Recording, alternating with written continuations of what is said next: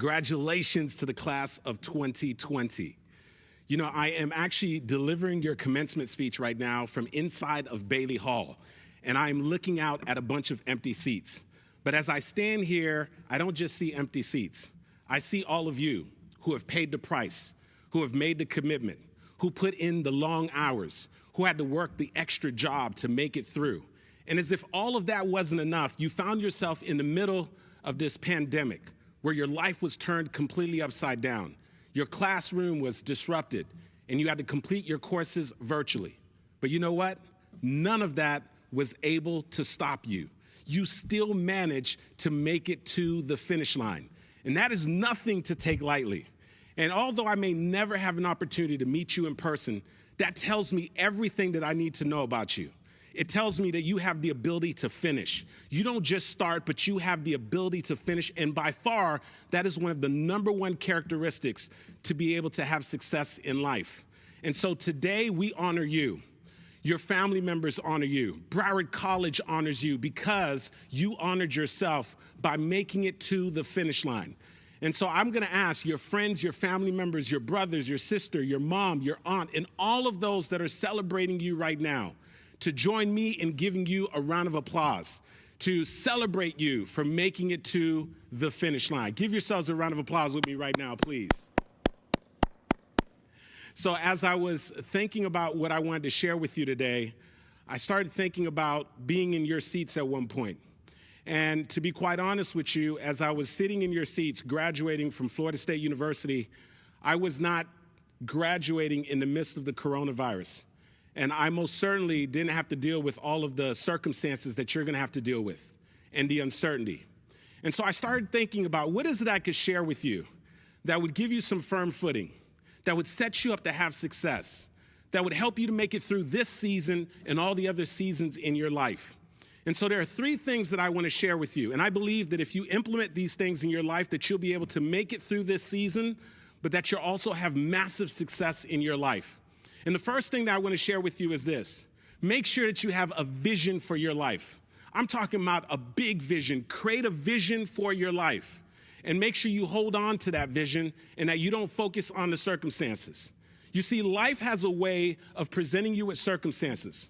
I'm talking about the kind of circumstances that'll get you to stop focusing on your vision, like what we're dealing with right now, the uncertainty, the social distancing. But I want you to understand that those circumstances are nothing more than distractions to keep you away from focusing on your dream and your vision. And so the whole reason why you enrolled here at Broward College is because you had a vision for your life. And you have accomplished a part of that vision, but I'm going to challenge you to increase that vision, to have a big dream and a big vision for your life. I remember being at a place in my life where I had a vision. And had you known me at that time, you would have thought I was crazy. Because if you would have looked at my circumstances, you would have realized that I had nothing to substantiate my vision. I was working as an accountant, and I had this dream and this vision of becoming a professional speaker. And I remember people around me saying, Andy, what do you think you're doing? You want to become a professional speaker? You're an accountant. And I remember I didn't know anyone who was a professional speaker. I had no idea how you even start in becoming a professional speaker. I most certainly didn't have an audience to speak to. However, I was willing to hold on to the vision. So much so that once a week I would go in my backyard and I would deliver speeches to a row of trees in my backyard. And I know that sounds crazy. And I would talk to the trees, and I would deliver motivational messages to the trees. I would tell the trees to raise their hand. I would even ask them to respond and say, yes, yes. I know that sounds crazy. And one particular day, I was out there talking to the trees, acting as if the trees were my audience. And my neighbor was in her backyard, and she saw me speaking to the trees. And I remember looking over at my neighbor, and I was completely embarrassed. And I thought about for a moment, giving up on my hopes, giving up on my vision. And then I realized this, that from the vantage point of my neighbor, she was looking at me and she thought I was speaking to the trees. And she thought I was crazy in many ways. But from where I was looking, I saw the vision. I saw the future audiences. I saw the people that I'd be speaking to. And because I was willing to hold on to the vision, those trees turn into large audiences. And first they start off with audiences of 10 people, and then 50, and then 100, and then hundreds, and then thousands of people, all because I was willing to hold on to the vision. And so I'm gonna challenge you right now to have a big vision for your life. And don't concern yourself with what other people think. And don't concern yourself with the circumstances, because they're nothing more than distractions to keep you away from your vision. The second thing I want you to realize is this. It's important that as you enter this season in your life, that you make sure that you chase down your passion and that you don't simply chase a paycheck. You see, most people go through life working jobs that they really don't love, waking up every day fighting traffic to get to a place in which inside of them they're saying there's gotta be more than this, because no one ever shared with them and no one ever told them the importance of pursuing their passion. You see, I wish someone would have shared that with me. I graduated from Florida State University. I got my undergraduate degree in accounting. I actually graduated summa cum laude. I got my master's degree in corporate accounting. I studied like crazy to prepare and pass the CPA exam. I became a certified public accountant, and I landed a job with one of the big 4 public accounting firms, a company by the name of PricewaterhouseCoopers. And here I was working with this amazing company, with amazing people, and I had every reason to do well. But yet and still, my life was following a basic routine. I was waking up every day to the sound of an alarm clock. And inside of me, something inside was saying, Andy, there's gotta be more than this. You see, because nobody ever told me to pursue my passion. The reason why I became an accounting major is because there was an accounting teacher who pulled me aside after a test and said, hey, young man, you did great on the test. You should become an accounting major, because accountants make good money, you'll have great benefits, and you'll always have a great job. And she was well-intended, but she didn't tell me the importance of making sure that I pursued my passion. It wasn't until one day I was sitting down and listening to a speech like you are right now. And there was a gentleman on the stage, and here's what he shared. I've never heard anyone share anything like this. He said, I want you to imagine for a moment that you had all the money that you ever wanted in life. However amount of money in your bank account, 5 million, 10 million, 50 million, $100 million. And he said, I also want you to envision that whatever fears you have been taken away. The fear of failure, the fear of rejection, the fear of criticism, and even the fear of success. He said, however, there's one caveat, there's one catch. You have to wake up every single day and provide a service. What is it that you'd be willing to do every single day of your life, even if you weren't getting paid to do it? As I was sitting there and I was listening to him, I realized that for me, I wanted to be the guy on the stage. I wanted to be able to inspire people. I wanted to be able to speak life to them. I wanted to be able to encourage them. And it was that day that I made a decision to stop chasing a paycheck, but rather to start chasing down my passion. You see, somebody once said this: if you do the thing you love, you will never ever have to work one day of your life. You have already paid the price, so why get out there and do something that you're unhappy about? Why not do something that you love? Why not find a way to use your gifts, your skills, and your talents to make a global impact? The world needs you now more than ever before. So I'm going to encourage you to make sure that you chase down your passion and that you don't just simply try to chase a paycheck. And finally, I want to make sure that I share this with you. You see, life is going to hit you with some circumstances. Life is going to hit you with some things that you didn't anticipate. There are going to be some challenges. There's going to be some setbacks. There are going to be some things that you just didn't sign up for, like what we're all experiencing right now in the midst of the coronavirus, in the midst of this global epidemic. Most of us did not see this coming. And during those seasons in life, you've got to find some compelling reasons. You've got to find something that's going to make it worth it for you to keep pushing forward when things get challenging, when things get difficult. You see, you've got to find a compelling why. Some people call it a big why. Some people call it a big, compelling reason. I like to say that you need to find your green couch. Now, I know what you're thinking. Andy, what are you talking about, find my green couch? Let me share something with you.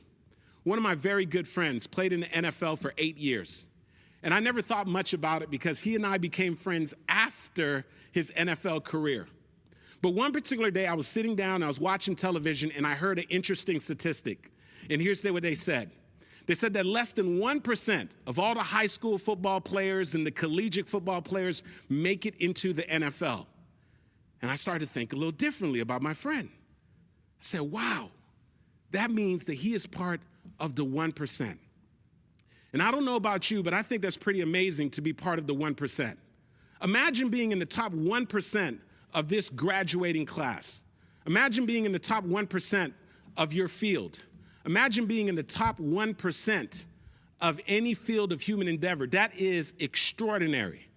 And so I was once told that success leaves clues. And so I just had to ask my friend, how did you become part of the 1%? And so I asked my friend Eric, and I said, hey man, I gotta ask you a question. And I certainly don't wanna offend you, my man, but I just wanna know, how did you do it? How did you become part of the 1%? Like 99% of people who've tried to accomplish what you've accomplished, tried and failed. How did you do it? And when he gave me the response, it wasn't what I thought it'd be. He said, hey man, I'm gonna come by your house and pick you up. He came by my house and he picked me up. We got in the car and he drove me over to a neighborhood in Hollywood, Florida by the name of Carver Ranches. And he drove me down the street and he said, hey man, you see that building over there? I said, I see it. It was a fourplex that he was showing me. He pointed at one of the doors. He said, you see that door over there? I said, I see it, my man. He said, I used to live in that unit. He said, it's just over 600 square feet. It was 2 bedrooms. Me and my brother Mike shared a room, and my brother Stanley and Ernest shared another room. And he said, Andy, he got real emotional. He said, for 18 years, my mom made the ultimate sacrifice. For 18 years, my mom slept on a green couch in the living room. For 18 years, my mom slept on the same couch. He said, my mom slept on the couch for so long, my friend, that the couch started to cave in the middle. Me and my brother used to run to the local grocery store and we would get cardboard boxes. We would get ripped up pieces of cloth and we would stick it up underneath the couch so that we can prop it up. Because we could tell that my mom was uncomfortable and her back was hurting. She was having lots of back issues. And he said, one particular evening I got up, and when I came up and I saw my mom, she was sleeping on the couch. She was tossing and turning. I could tell she was uncomfortable. The couch was so small that my mom's legs were hanging off on the end of the couch. And he said, my mom didn't know it, but I stood over her that day, and I said, one day, I'm gonna get my mom off the couch. He said, Andy, when I said it, had no idea how I was gonna do it, my man. I had no idea how I was gonna get my mom off that couch. He said, at that time I was playing football. And so I started to take the game a little differently because I heard some gentlemen who were in my neighborhood had made it out and became professional players and made a lot of money and were able to help their family. And he said, so I started to show up to football practice earlier than everybody else because I wanted to get my mom off the couch. He said, during practice, I would outwork everybody because I wanted to get my mom off the couch. He said, when practice ended, I would stay there an additional 2 hours and continue to work out because I wanted to get my mom off the couch. He said, that commitment, that drive, that work ethic got me a scholarship to the University of Florida. And he said, I wish I could tell you when I got to the University of Florida that everything was nice and easy. But when I got there, I was sitting on the bench. I didn't get the starting position. And he said that there are times when I was sitting on the bench that I thought about giving up, but I didn't because I wanted to get my mom off the couch. And he said, finally, I had an opportunity. The gentleman who was starting before me got hurt, and they let me into the game. And he said, Andy, I had already made a decision that if I got on that field that I was gonna outwork everybody, that I was gonna make sure that I ran on the field and ran off the field. And that work ethic, that commitment, allowed my friend Eric Rett to break most of the records at the University of Florida.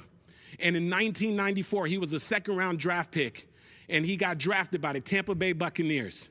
And one of the very first things that he did with his signing bonus was drive down to a neighborhood in Plantation, Florida, And he bought his mom a 4,000 square foot home, 3-car garage, and a big king-size bed. And the most important thing is he got his mom off the couch.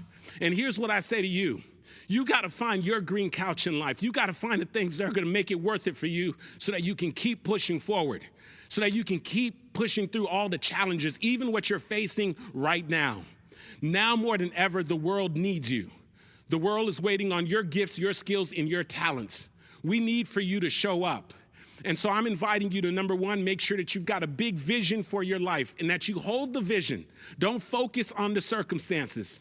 The circumstances are nothing more than distractions. The second thing is I want you to chase down your passion, not chase a paycheck. You've got gifts, you've got skills, you've got talents. You need to lend those gifts and those talents to make a major contribution.